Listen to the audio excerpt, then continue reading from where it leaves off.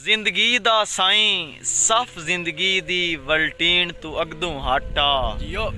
हई आस अखीरली दिल गुस्तान च दफनीन तू अगदों हटा वाह ते मेरे ला वारिस तेरे ला परवाह सदवीन तू अगदों हटा हट बासित हिजर दी डैना दे सा पीण तू अगदों हटा। जियो अस्सलाम वालेकुम दोस्तों, मैं अली खरल और मेरे नाल जाफर भाई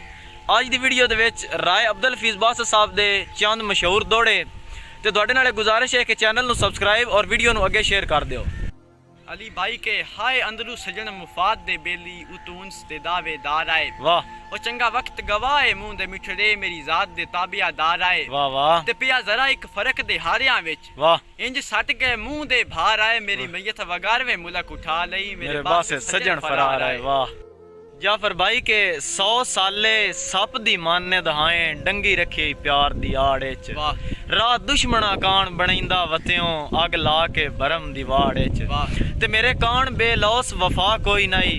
तेरे बासित कलब किराड़ च ताई सदरां नू दफना छड़ियई खुद गर्जियां दे उस राड़ च। वाह अली भाई के तेरी संगत अजीम विच गुजरे आवेला मैं ज़ेन तू लाया है मसे वाह मेरा बासित सात लफाज नहीं देंदे कि वक्त निभाया है मसे वाह वाह और सवाई तू पाक वफा दे नानू मेरा यार बचाया है मसे वाह वाह तो लाया हा प्यार दे दामन ते मैं दाग मिटाया है मसे। वाह